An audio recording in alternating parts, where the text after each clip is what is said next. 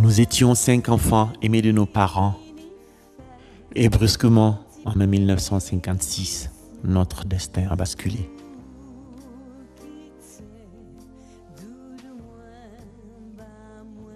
Nous fûmes enlevés à notre mère qui avait notre garde après un divorce douloureux.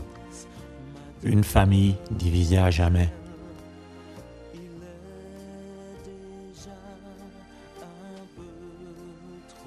Les 3 garçons furent les premiers à être privés du berceau familial, enlevés par des étrangers et conduits tous les 3 sur le paquebot, le Colombie.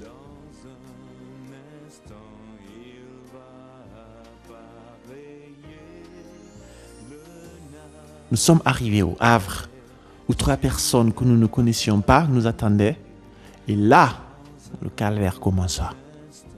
Dans le reportage d'aujourd'hui, nous avons rencontré Germain Grégoire qui nous a parlé de son livre intitulé « Ma famille déracinée ». En effet, l'histoire nous relate son vécu bouleversant dont le sujet concerne l'enlèvement d'enfants à leur mère. Pouvez-vous nous raconter votre histoire ? J'ai fait un livre pour présenter une vérité cachée au monde entier. Voilà, c'est ma famille déracinée, où nous sommes enlevés en 1956 et nous nous retrouverons en France au mois de mars, où nous avons vécu toute notre vie dans les orphelinats pendant près de 6 ans, 7 ans. Et notre souffrance, la déchirure déjà, le déracinement de notre île. Et lorsque nous partons, ce bateau s'en va, le Colombie s'en va, nous voyons notre mère qui arrive vers nous en criant « On vole mes enfants, on vole mes enfants ». C'est la dernière image que je verrai de la Martinique. Dernière image. L'amour d'une mère, nos racines, tout nous avait été enlevé. J'ai pu parler, j'ai gardé le silence pendant plus de 50 ans. Je ne pouvais pas parler. J'étais bloqué.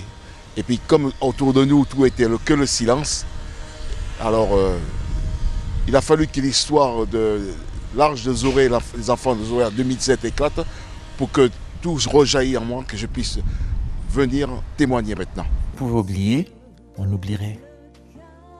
Mais toute notre mémoire et la mémoire de notre mère est chargée de chagrin et de troubles. Depuis, disons 2013, je suis les enfants de la Creuse, les enfants rayonnés. J'ai fait un long parcours avec eux. Nous avons été reçus à l'Assemblée nationale. Nous avons été reçus au ministère des Outre-mer. J'ai rencontré M. Harry Chalut, le député de Guadeloupe. Ce monsieur est venu me voir et m'a dit « C'est bien, M. Grégoire, c'est bien. Continuez, ne lâchez pas prise, parce que vous avez raison. » Parce qu'il y a des Martiniquais autres que nous. Il y a aussi des Guadeloupéens, il y a des Guyanais, il y a beaucoup d'enfants. Et tout est caché. Alors, relevons tout ça. N'ayez pas peur, Faites comme moi, rejoignez-moi. Dites la vérité. Je suis là pour vous aider. J'ai des documents entre mes mains. Des questions qui restent et resteront sans réponse. L'État français était-il responsable de ces atrocités ? À qui s'adresse ce livre ?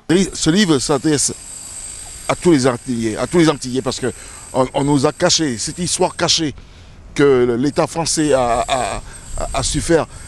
Et puis j'ai des documents qui prouvent tout ce que je dis, je peux les démontrer à tout moment, à qui veut. Et puis les politiques qui sont mélangés, il y a des politiques, il y a beaucoup de choses, beaucoup de monde. Je n'accuse personne, mais tout le monde est mêlé.